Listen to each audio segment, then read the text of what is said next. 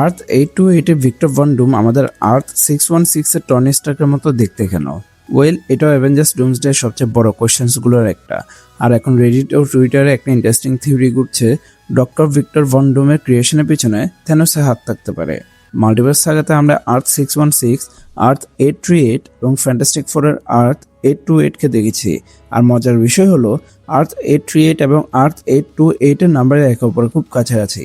আর্থ 838-এও থেনোস attack করেছিল এবং infinity স্টোনসকেও সে নিয়ে ফেলেছিল, কিন্তু ইলুমিনাতি তাকে স্ন্যাপ করার আগে হারিয়ে দেয়। এখন ইমাজিন করুন, এমন একটি ইউনিভার্স যদি থাকে যেখানে অ্যাভেঞ্জার্স এন্ডগেমে থেনোস জিতে গিয়েছিল। এন্ডগেমে থেনোস বলেছিল যে সে অ্যাভেঞ্জার্সের স্টোনস ব্যবহার করে একটি নতুন ইউনিভার্স তৈরি করবে, যেখানে মানুষ কি হারিয়েছে সেটা নয়, বরং কি পেয়েছে সেটাতে ফোকাস থাকবে। আর থিওরি অনুযায়ী আর্থ 828 হয়তো সেই ইউনিভার্স। এই ইউনিভার্সে সুপারহিরো খুব কম, কিন্তু টেকনোলজি অনেক অ্যাডভান্স এবং মানুষ তুলনামূলকভাবে হ্যাপি লাইফ লিড করছে। অর্থাৎ থেনোস যে গ্রেটফুল ইউনিভার্সের কথা বলেছিল, আর্থ 828 এর সঙ্গে সেটার অনেক সিমিলারিটি রয়েছে। এখন এখানে টনি স্টার্কের কানেকশন আসে। থেনোস টনিকে রেসপেক্ট করতো, এমনকি ইনফিনিটি ওয়ারের টাইটান ব্যাটেলের সময় সে টনিকে বলে, I respect you Stark. So what if Thanos earth 828 এন্ডগেমের ব্যাটেল জেতার পর নিজের ইউনিভার্স তৈরি করার পাশাপাশি টনি স্টার্ককেও ফিরিয়ে এনেছিল, তবে আয়রন ম্যান হিসেবে নয়, ভিক্টর ভন ডুম হিসেবে। কারণ টনি এবং ডুম দুজনের মেন্টালিটিতে একটা সিমিলারিটি রয়েছে।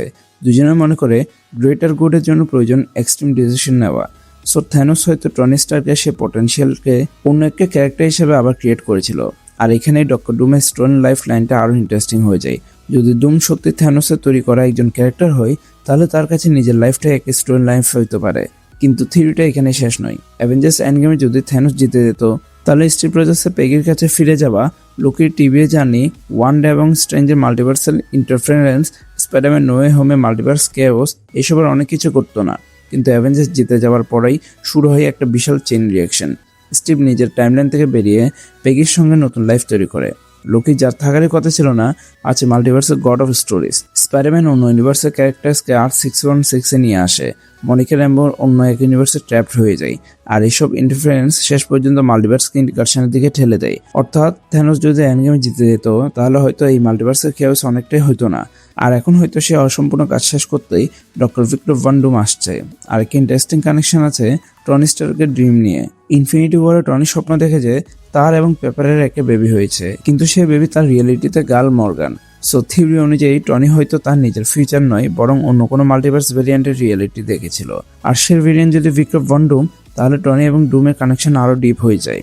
এখন ডক্টর ডুম হয়তো জানতে পারবে যে আর্থ 616-এ টনি স্টার্ক নিজের লাইফ স্যাক্রিফাইস করে ইউনিভার্সকে বাঁচিয়েছিল। অন্যদিকে স্টিভ নিজের হ্যাপি লাইফের জন্য টাইমলাইন চেঞ্জ করেছে। লোকি এমন একটা রিয়েলিটিতে এক্সিস্ট করে যেখানে তার থাকারই কথা ছিল না। এই কারণে ডুমের চোখে এরা সবাই এমন একটা লাইফ বেঁচে আছে যেটা মাল্টিভার্সের ন্যাচারাল ফ্লো অনুযায়ী তাদের পাওয়ার কথা ছিল না। এটাই হয়তো স্টোন লাইফের আসল মিনিং। ডক্টর ডুম শুধু মাল্টিভার্সকে বাঁচাতে আসছে না, সে হয়তো সে সমস্ত ক্যারেক্টারের লাইফ ফিরিয়ে নিতে আসছে যারা টাইম এবং রিয়েলিটির রুলস ব্রেক করে বেঁচে আছে। আর সবচেয়ে বড় প্রশ্ন, সত্যি কি আর্থ 828 হলো সেই ইউনিভার্স যেখানে থেনোস এন্ডগেমে জিতেছিল এবং টনি স্টার্ককে ভিক্টর ভন ডুম হিসেবে ফিরিয়ে এনেছিল, নাকি টনি এবং ডুমের কানেকশনের পেছনে আরও বড় কোনো মাল্টিভার্সের সিক্রেট লুকিয়ে আছে? আপনাদের থিওরি অবশ্যই কমেন্ট সেকশনে জানাবেন। আর ভিডিও ভালো লাগলে লাইক এন্ড শেয়ার করেন। চ্যানেল নতুন হয়ে থাকলে চ্যানেলকে সাবস্ক্রাইব করেন। Thanks a lot for watching guys. দেখা হবে পরে কোনো ভিডিওতে।